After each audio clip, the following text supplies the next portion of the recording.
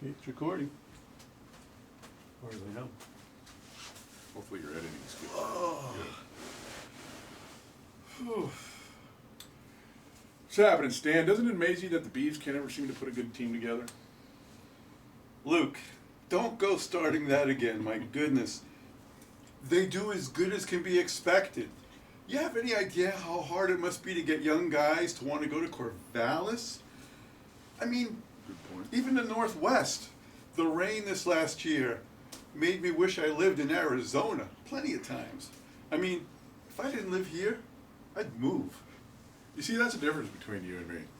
I may complain about the Beavs, but I stick with them regardless. And I'm an Oregonian through and through. Not a fair weather guy like you. First of all, just because you're a glutton for punishment, don't make you smart. Plus, who are you now? Captain of the Loyal Squad? I hear Darla's been telling Maxine you're considering going up to Eugene to get your knee done. What's wrong with good old Mercy, right here in our own backyard? Not fancy enough for you? Oh, I don't know. You hear stuff about them, you know. People say some negative things about the care they provide, just things you hear. Dang, Luke. You know, some folks complain just to hear themselves talk. Remember that tool you bought on Amazon last month that you loved? Oh, yeah. Some bozos gave it a 1-star rating and said it was junk. Besides, no hospital gets everything right all the time. Not Eugene, not Portland, not even the Mayo Clinic. Plus, what about all the things they do that go great? You just don't hear about that stuff. You know, everything you're saying is true. But what about you? I mean, you've had your issues with the car accident, pneumonia, several hospital stays for different reasons. Yeah. What was your experience like? I've had my health issues and been in the hospital there more times than the last 2 years than I would have liked, but it is what it is. Nobody ever said ranching for a living was good on your body. But I gotta tell you, they've made some changes in the last year or so that have made me a believer. I'm not kidding. Oh, really? Like what? Better food, more comfortable beds, the simple things? Not stuff like that. Although the food is good and the beds are fine. I'm talking about how they communicate, how they provide care, and how they make sure you're doing okay. For example, when I was in there a couple of years ago, when I called or needed something, they came, but other than that, they didn't come around on a regular basis, and now they do this thing called care rounding. Care rounding? What does that mean? Yeah, check it out. So it means either your nurse or the aide or both are going to come into your room every hour, whether you need them to or not. You can call them if you need something right away, but other than that, like I say, they come in every hour. They ask, how is your pain? If you need help going to the bathroom, if you're comfortable, if you have everything you need. They were in there so much, I never even used my call light. Wow.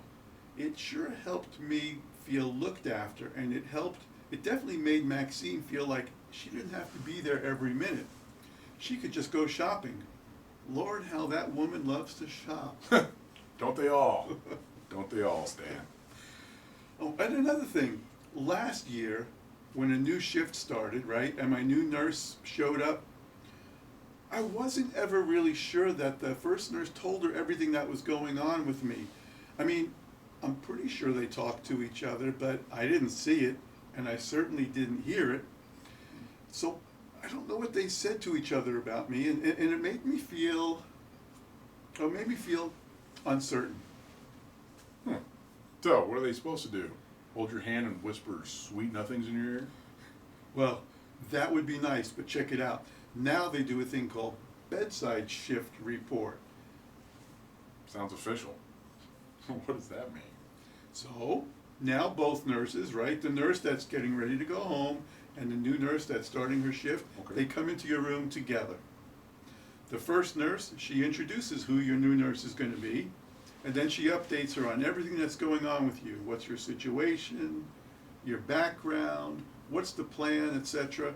They do it right there at the bedside, and it includes you in the conversation, so you can ask questions. You can just listen to make sure it's accurate, it's correct. that same conversation that you hoped was happening before, well, now you get to see it happen and you get to be part of it. Maxine and I both thought it was great. Well, I gotta be honest, Dan. I'm starting to get a different picture of Mercy right now. Is there anything else? Ha! I thought you'd never ask. Last couple of times I was there, I had a nursing leader, come and see me every day and ask me how I was doing. And she wanted to know if her staff were doing a good job taking care of me. How about Wow. that? Did you ask to speak to someone in charge? That's the neat thing. She just showed up, white coat and all. She asked me if they did the shift report. She wanted to make sure they were doing that thing at the bedside. Wow. And she said they had been working on better communication. So she checked the log on the wall to make sure they were keeping up with the care rounding. She checked the whiteboard to make sure it was filled out. She asked me if someone had explained the medications and the side effects to me and what the plan was for the day. She wanted to know if I needed to use my call light, if I had used it at all, and what I used it for. She was on it like white on rice. Well, Stan, that sounds great. But aren't most places doing the same thing already? That's what I thought too, but it's not as common as you think.